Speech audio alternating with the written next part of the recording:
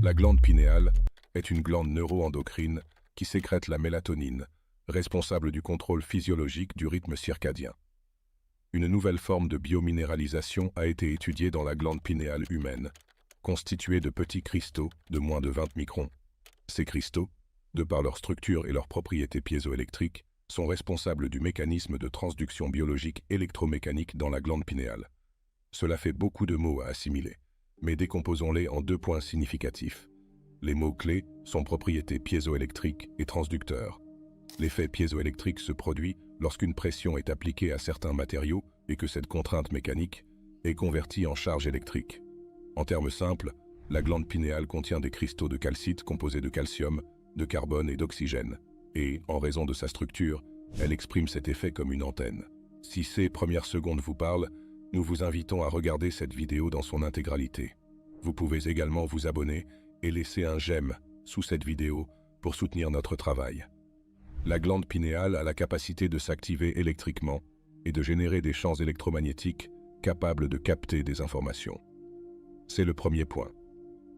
Tout comme une antenne émet un rythme ou une fréquence correspondant à la fréquence d'un signal entrant, la glande pinéale reçoit des informations véhiculées par des champs électromagnétiques invisibles.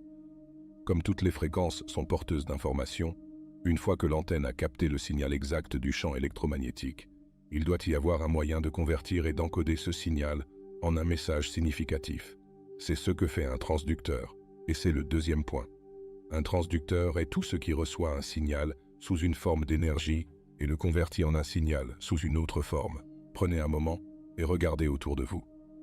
La pièce dans laquelle vous êtes assis est remplie d'ondes TV, radio et Wi-Fi, qui sont toutes des gammes de fréquences différentes d'énergie électromagnétique invisible. Vous ne pouvez pas les voir avec vos yeux, mais elles sont tout de même présentes. Par exemple, l'antenne qui capte une gamme de fréquences, transportant un signal vers votre téléviseur, est convertie en une image sur l'écran de votre téléviseur. Lorsque vous écoutez une station FM, vous réglez votre antenne sur une fréquence électromagnétique spécifique. L'information transportée dans cette gamme de fréquences est ensuite convertie en un signal cohérent, qui est la musique que vous entendez avec vos oreilles. L'étude que nous avons citée indique que la glande pinéale est un transducteur neuroendocrinien, capable de recevoir et de convertir des signaux dans le cerveau.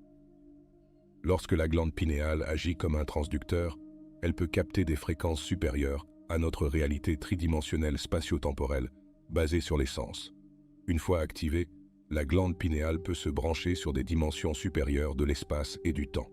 Et comme un téléviseur, elle peut alors transformer les informations véhiculées par ces fréquences en images vivantes et en expériences transcendantales lucides et surréalistes dans notre esprit, y compris des visions multisensorielles profondément accrues qui dépassent notre vocabulaire. Pour que la glande pinéale soit activée, certaines choses importantes doivent se produire. Nous allons les aborder maintenant. L'étude que nous avons citée indique que la glande pinéale est un transducteur neuroendocrinien, capable de recevoir et de convertir des signaux dans le cerveau. Lorsque la glande pinéale agit comme un transducteur, elle peut capter des fréquences supérieures à notre réalité tridimensionnelle spatio-temporelle basée sur les sens. Une fois activée, la glande pinéale peut se brancher sur des dimensions supérieures de l'espace et du temps. Et comme un téléviseur, elle peut alors transformer les informations véhiculées par ces fréquences en images vivantes et en expériences transcendantales lucides et surréalistes dans notre esprit, y compris des visions multisensorielles profondément accrues qui dépassent notre vocabulaire. Pour que la glande pinéale soit activée, certaines choses importantes doivent se produire. Nous allons les aborder maintenant. Le mot piézoélectrique est dérivé des mots grecs piézine, qui signifie presser ou appuyer, et piso, qui signifie pousser. Ce faisant, vous poussez le liquide céphalorachidien contre la glande pinéale, la soumettant ainsi à une contrainte mécanique. Cette contrainte mécanique se traduit par une charge électrique, et c'est précisément cette action qui comprime les cristaux empilés dans la glande pinéale, créant un effet piézoélectrique. Les cristaux de la glande pinéale génèrent une charge électrique en réponse au stress que vous exercez. L'une des caractéristiques uniques de l'effet piézoélectrique est qu'il est réversible, ce qui signifie que le matériau présente un effet piézoélectrique direct. Les cristaux présentent également un effet piézoélectrique inverse. Lorsque les cristaux de la glande sont comprimés et génèrent une charge électrique, le champ électromagnétique émanant de la glande pinéale provoque l'étirement des cristaux de la glande à mesure que le champ augmente. Lorsque les cristaux générant le champ électromagnétique atteignent leurs limites et ne peuvent plus s'étirer, ils se contractent et le champ électromagnétique s'inverse et se déplace vers l'intérieur de la glande pinéale. Lorsque le champ électromagnétique atteint les cristaux de la glande pinéale, il les comprime à nouveau, créant ainsi un autre champ électromagnétique. Ce cycle d'expansion et d'inversion du champ perpétue un champ électromagnétique pulsant. Lorsque nous inspirons par le nez et que nous contractons simultanément nos muscles intrinsèques, nous accélérons l'arrivée du liquide céphalo-rachidien dans le cerveau. Si nous suivons le mouvement de l'énergie jusqu'au sommet de la tête, puis retenons notre respiration et comprimons, nous augmentons la pression intrathecale. L'augmentation de la pression fait passer le liquide céphalo-rachidien du 4e ventricule au 3e ventricule par le biais d'un petit canal. En même temps, le liquide qui se déplace autour du cervelet comprime les cristaux de la glande pinéale en augmentant la pression intrathecale. Il pousse un plus grand volume de liquide dans la chambre du 3e ventricule et hors de l'espace autour du cervelet. Ainsi, lorsque vous retenez votre respiration et que vous comprimez, ce volume supplémentaire de liquide exerce une pression dans les deux sens sur les cristaux, ce qui les comprime et crée l'effet piézoélectrique. La glande pinéale devient alors une antenne pulsante capable de capter des fréquences électromagnétiques de plus en plus fines et rapides. C'est le premier événement qui doit se produire pour activer la glande pinéale. La glande pinéale libère ses métabolites. À la surface de la glande pinéale se trouvent de minuscules poils appelés cils. L'action du fluide accéléré qui se déplace plus rapidement que la normale dans les chambres du système ventriculaire chatouille les minuscules poils, ce qui surstimule la glande pinéale. La glande pinéale ayant la forme d'un phallus, la stimulation produite par l'accélération du liquide qui la traverse, combinée à l'activation électrique produite par une augmentation de la pression intrathecale dans un système fermé, amène la glande à éjecter dans le cerveau des métabolites de mélatonine très profondément améliorés. Les minuscules cils de la glande pinéale sont stimulés tandis que le liquide céphalo-rachidien s'accélère dans le système ventriculaire. L'énergie est délivrée directement au cerveau. Comme lorsqu'on envoie une fusée dans l'espace, la partie la plus énergivore consiste à vaincre la gravité pour la faire décoller. Il faut donc beaucoup d'intensité et d'effort pour déplacer cette énergie depuis nos centres inférieurs. Comme vous le savez maintenant, chaque fois que vous respirez, vous envoyez des particules chargées le long de votre colonne vertébrale. Lorsque ces particules augmentent en vitesse et en accélération, elles créent ce que l'on appelle un champ d'induction. Ce champ d'induction inverse le flux d'informations à double sens qui facilite normalement la communication entre le cerveau et le corps et entre le corps et le cerveau. Comme un vide, le champ d'induction aspire l'énergie de ces centres inférieurs, l'énergie associée à l'orgasme, à la consommation, à la digestion, à la lutte ou à la fuite, au stress et au contrôle, et la transmet directement au tronc cérébral dans un mouvement en spirale. En remontant le long de chaque vertèbre, l'énergie passe par les nerfs, qui vont de la moelle épinière aux différentes parties du corps, et une partie de cette énergie est ensuite transmise par les nerfs périphériques qui affectent les tissus et les organes du corps. Le courant qui circule le long de ces canaux nerveux active le système des méridiens du corps, ce qui permet à tous les autres systèmes du corps de recevoir plus d'énergie. Lorsque l'énergie est libérée du corps vers le cerveau, elle passe par chaque nerf spinal et sort entre chaque vertèbre. L'excitation de ce système active les nerfs périphériques, qui envoient alors plus d'énergie aux différents tissus et organes du corps. Par conséquent, une plus grande quantité d'énergie est fournie à l'ensemble du corps. Une fois que l'énergie atteint le tronc cérébral, elle doit passer par la formation réticulaire. La formation réticulaire a pour tâche de traiter en permanence les informations allant du cerveau au corps et du corps au cerveau. Cette formation fait partie d'un système appelé système réticulaire activateur, qui est responsable des niveaux d'éveil.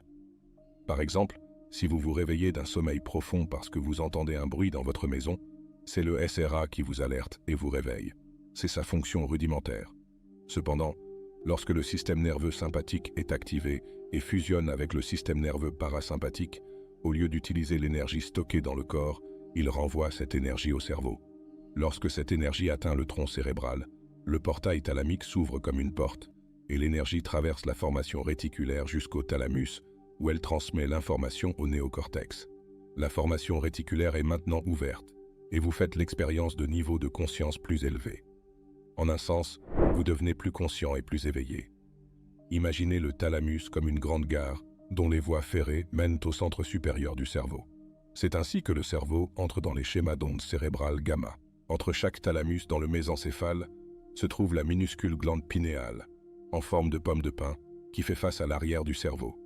Il existe d'ailleurs 2 thalamus dans le mésencéphale, un de chaque côté, qui alimente chaque hémisphère du néocortex. La glande pinéale se trouve entre les deux, face à l'arrière du cerveau. Lorsque l'énergie atteint chaque jonction thalamique, rappelons que le thalamus est comme une station de relais vers toutes les autres parties du cerveau.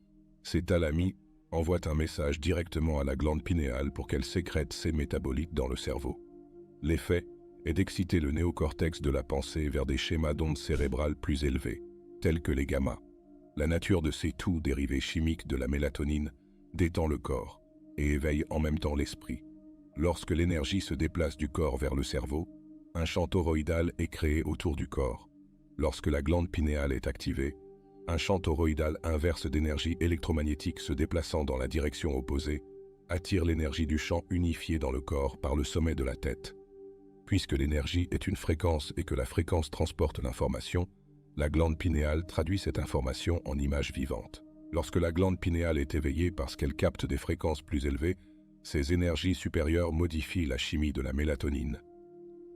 Plus la fréquence est élevée, plus le changement est important. C'est cette traduction de l'information en chimie qui vous prépare à ces moments transcendants et mystiques. C'est pourquoi nous aimons qualifier la glande pinéale d'alchimiste, car elle transforme la mélatonine en neurotransmetteurs radicaux très profonds. Lorsque des fréquences et des états de conscience plus élevés interagissent avec la glande pinéale, l'une des premières choses qui se produit est que ces fréquences transmutent la mélatonine en substances chimiques appelées benzodiazépines. Les benzodiazépines sont une classe de médicaments à partir desquels le Valium est fabriqué.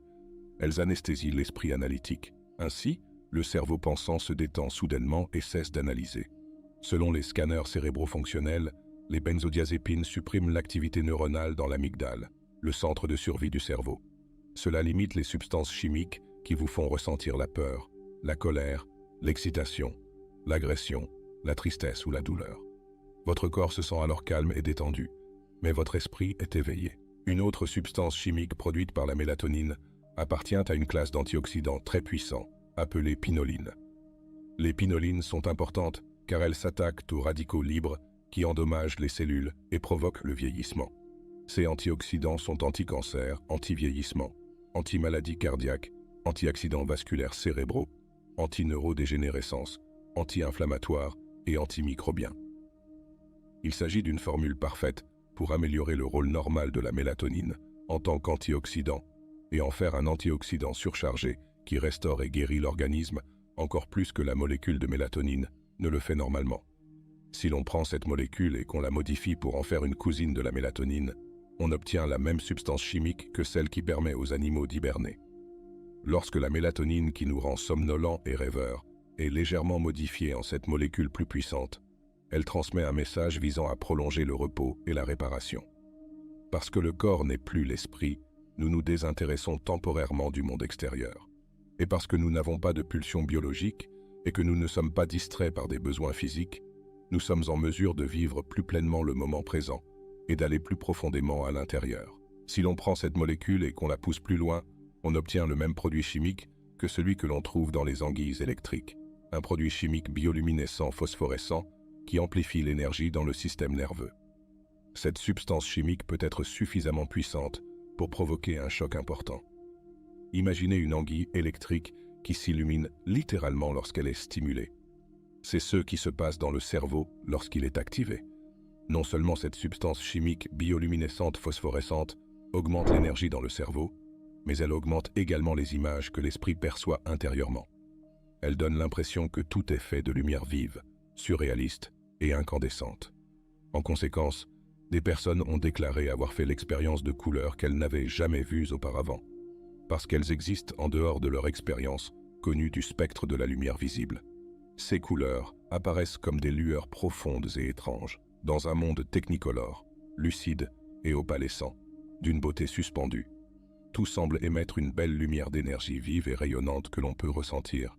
Une nouvelle altération de la mélatonine produit la diméthyltryptamine, l'une des substances hallucinogènes les plus puissantes que l'on connaisse. Lorsque l'on ingère de l'ayahuasca ou d'autres plantes contenant cette molécule, le corps ne reçoit que de la DMT. Mais lorsque la glande pinéale est activée, elle reçoit tout le mélange de substances chimiques mentionnées ci-dessus. Cela provoque des expériences intérieures très profondes. Certaines de ces expériences ont été rapportées comme produisant une profonde dilatation du temps, où le temps semble infini, des voyages dans le temps vers des royaumes paranormaux, des visions de motifs géométriques complexes, des rencontres avec des êtres spirituels et d'autres réalités interdimensionnelles mystiques. Maintenant que la glande pinéale est activée, nous pouvons capter des fréquences plus élevées, ce qui entraîne un changement dans la chimie. Plus la fréquence captée est élevée, plus elle modifie notre chimie, ce qui signifie que nous vivons davantage d'expériences visuelles hallucinogènes et d'énergie supérieure. Les cristaux de notre glande pinéale, qui agissent comme une antenne cosmique, sont la porte d'accès à ces domaines vibratoires supérieurs de lumière et d'information. C'est la fin de ce dossier. Les travaux de l'Institut Planck sont mis gratuitement à votre disposition, mais ils nous demandent beaucoup de travail. C'est pourquoi, si vous avez apprécié cette vidéo, vous pouvez vous abonner à notre chaîne YouTube et laisser un like sous cette vidéo. Nous reviendrons bientôt avec un autre dossier. Cordialement, l'équipe de l'Institut Planck.